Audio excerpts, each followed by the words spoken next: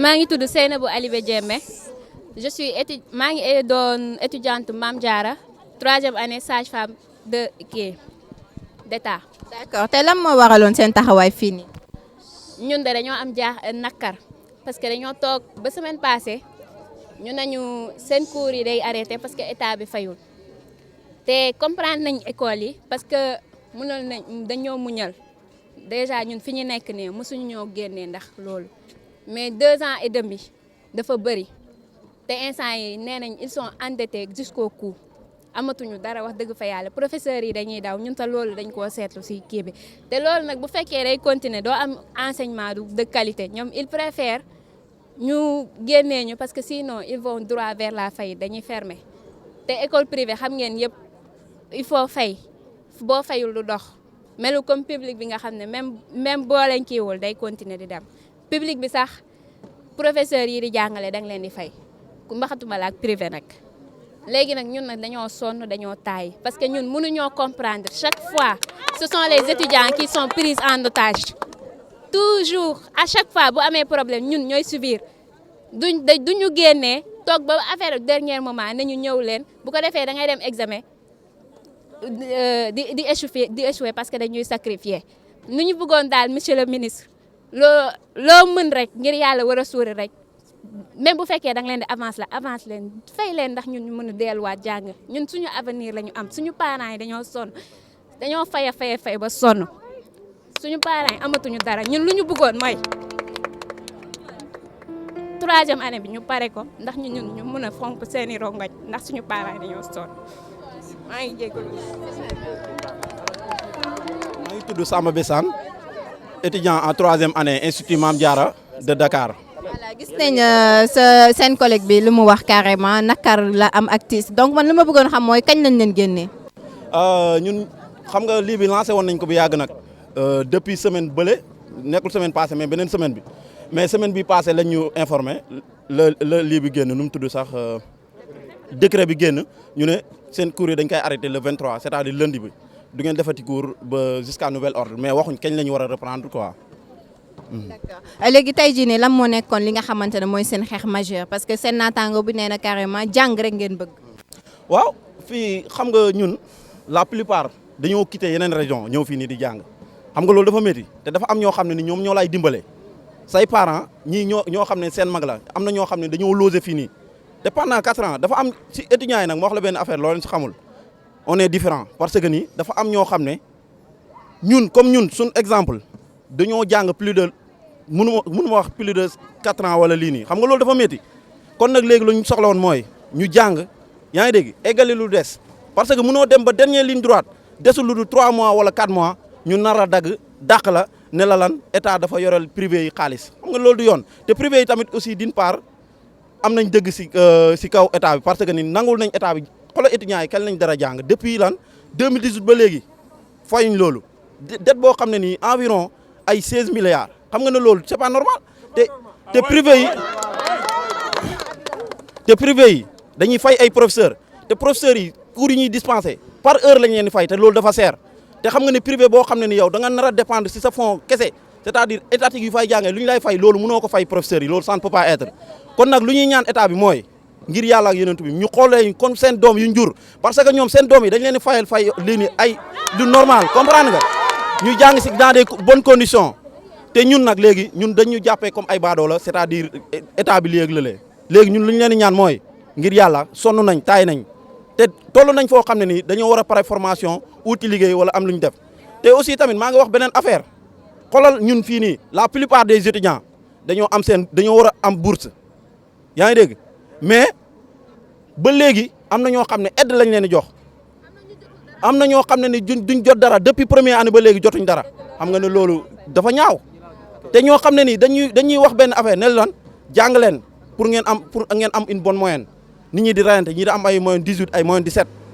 après au retour doo am dara doo am bourse xam ne loolu kon vaut mieux ñu dem toog buñ jàng buñ lijjanti luñ validé rek man moom waaw koy loolu respecté wuñ ñu daal d'une part état bi respecté wuñ ñu loolu lañ mën a wax nañ ñu jàppale na ngir yàlla ñun ñu eggali suñu formation surtout les 3e année ak tamit aussi suñu rakk yu nekk suñu ginnaaw pour ñu mën a continuer suñu formation loolu rek la ñuy ñaan état bi nañ ñu jàppale. Mohamed Adama Dia nekkoon le président de l'amicale des étudiants donc ci domaine santé lépp loo xam ni ci wàllu infirmerie la ak sage-femme ñu gën ko xam paramédicaux voilà nekk aussi tamit aîné xale yi nekk aussi koo xam ni je suis dans le média et que comme chroniqueur en santé lépp loo xam ne du yoon ak yelleef la moo ñu tax a jug ñu koy xeex di gëstu suñu raq yi di ànd ak ñoom tout le temps ci li ñuy xeex. ak yelleef boobu la ñuy ñëw parce que gis nañ ne tey say rakk ñoo fi nekk di xeex li nga xamante ne mooy seen droit parce que jàng rek la ñu bëgg et que dañ leen a dàq jamono ji ci école yi ndaxte li nga xamante ne mooy état du Sénégal fayul li nga xamante ne mooy boru école privée yi. voilà comme ñoo ko gisandoo léegi yaakaar naa ni ki nga njëkk a jël mu wax c'est une fille jigéen la et bi mu doon wax c'est le cœur qui parle yéen a ko gis ñëpp ko gis da doon wax bay jooy ngir yàlla amuñu lu ñu fayee nañu fayee ñu jàng yaakaar naa ni loolu ki nga xam ne moo dirigé enseignement bi ak président de la république yaakaar naa ne buñ seetaanee loolu rek xale bu ndaw di jooy sa moroomu doom taxaw ci média di wax bay jooy ci koo xam ne dafa war a jàng loolu rek seen yaram war na daw benn ponk la beneen bi mooy ñoom dañoo jugee ci région yi nee naa la ñi fi nekk ñëpp école bi li ko composé infirmière la sage-femme infirmière sage-femme lañ c'est-à-dire que mix la dañuy former sage-femme di former infirmier état bi day jël ay élèves yoo xam ne dañoo am seeni bac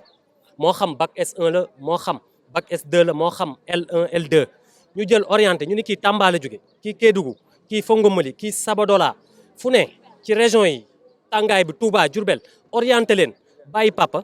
bàyyi yaay bàyyi toute une famille pendant 3 ans ñëw di jàng choix bi ci ñoom la ñoom ñooy xool bi ñu amee bac ñu xool ñii dañ leen yóbbu UVS ñii dañ leen yóbbu santé ñoom ñoo xool ba mu doy leen xool notu booy jël leen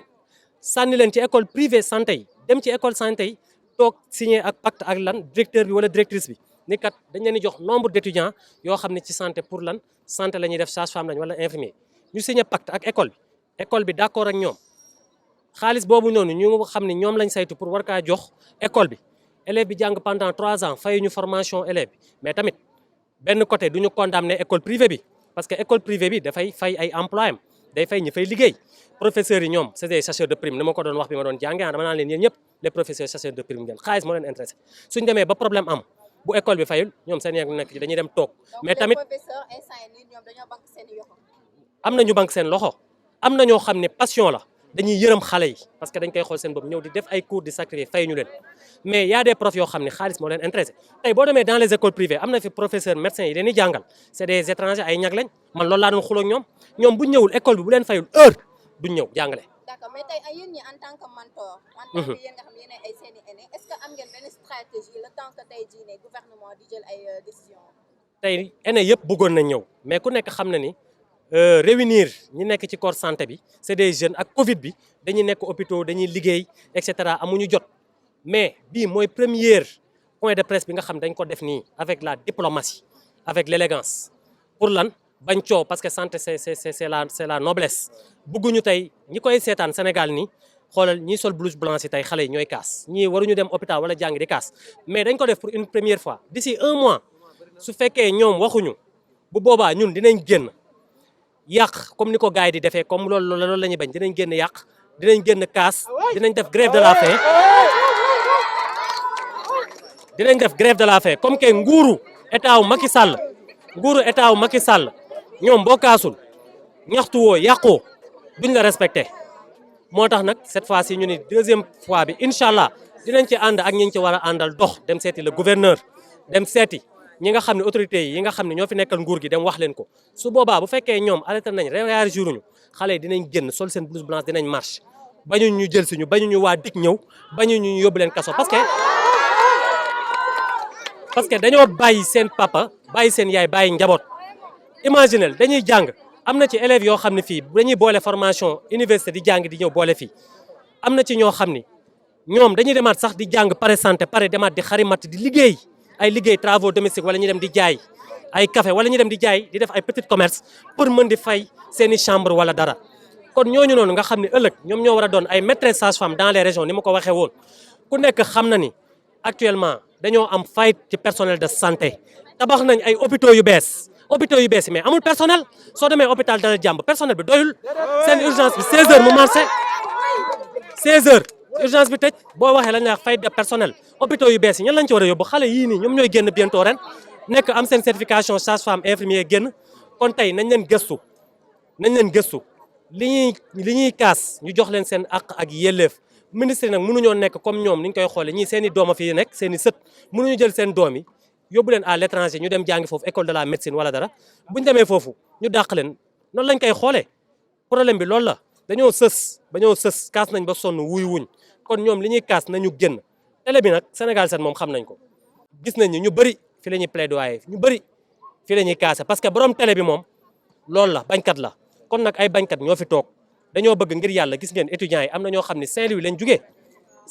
jugee am na étudiants yoo xam ne Touba lañ jugee paas jël horaire fanaan ci horaire bi ndekki ñu ba léegi ñëw taxaw fii di kaas dañoo bëgg ngir yàlla le ministre xaalis bi ñuy jël di ko yàq ci langue politique bi xaalis bi ñuy jël di ko jënd ay milliards ay avion ay 60 milliards gis nañ fi ay directeurs société yu nekk ci nguur bi jënd ay 4x4 yoo xam ne ay milliards jox ko seen jabar yeeg seen doom waaye léegi xale yi war a jàng ñu ameel école yi ay millions duñ jël xaalis boobu dem def ko ci école privée yëpp et les étudiants yi nga xam ne ñoo ngi def santé nekk dans les écoles publiques ils sont à l'aise amuñu benn problème amuñu benn souci beneen bi mooy bourse yi ñuy dem ci hôpitaux yi dañuy jàng bëgg a boole stage di fay seeni stage ci hôpital yi da ngay dem ñun la da ngay dem ci hôpital bi war a fay 5000 francs wala 10 000 pour def stage encore bëgg a boole fayoo école bi bëgg a boole stress boole perturbation boole pression bëgg a def seen mémoire dañoo war a dem stage rural ba léegi demaguñ seen stage rural war a def seen examen pratique théorie seen mémoire de stage yi sax bindaguñ ko ba léegi ndax seen xel dalul ku xelam dalul nan lay bindee mémoire de stage te ku bindul mémoire de stage duñ la considérer il faut nga bind mémoire de stage boobu ñu valider la nga mën a dem defi sa examen d'état mais loolu ku sa xel dalul jàng ak xel mu dal ñoo ànd rawatina santé ngir yàlla xale yi fii ay yëmbal la ñuy jógee Kër Massar Touba Mbacké Tamba xoolal le président de l'association des étudiants à Saint-Louis Tamba la dëkk ñëw ba fii Dakar ngir yàlla dañoo bëgg puukare bi li ñuy def ñu gestu xale yi parce que li mooy waral xale yi après am benn esprit de dépassement décroisé ëllëg dem di def leneen wala ñu jël gaal ñoom bu ñu jógee ni xale yi ñoo ngi émigré mais xale yi ñoom ñooy demaat après mère émigré xale yi ëllëg ñoo war a gérer hôpitaux yi ngir yàlla dañoo bëgg le ministre de l'enseignement supérieur et Abdoulaye Diop Sarr parce que tamit aussi santé dafa retraché wu ci ministère de la santé ñu recevoir xale yi nu mu gën a gaawee toog waxtaan ak ñoom ñu saafara problème yi dem fay école privée yi parce que école privée tamit ils ont marre il est temps ñu gestu xale yi incha allah buñ ko deful leneen dina ci jug te bu boobaa dinañ ramasser xale yëpp jël leen dugal leen ci auto police yi yóbbu leen comme ni koy gars yi defee te bu boobaa dina nekk.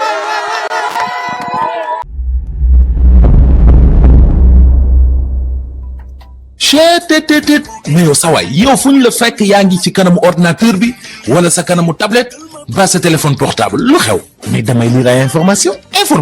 waaw xoolal boo bëgg am ay information yu leer nañ et en temps réel duggal ci www.senegal7.com ay information yu wóor man de maa ngi application Sénégal 7 lépp lu xew dama koy jot ci sama téléphone ci tàng bi te nag application Sénégal 7 am ko yomb na da ngay dugg ci Play Store wala Apple Store nga télécharger ko rek xam li xew ci réew mi ak la xew ci bitim réew te nag dara du la ci umpu. Vous voulez des informations en temps réel? Cliquez sur www.senegal7.com. Sénégal 7, le roi de l'information en temps réel.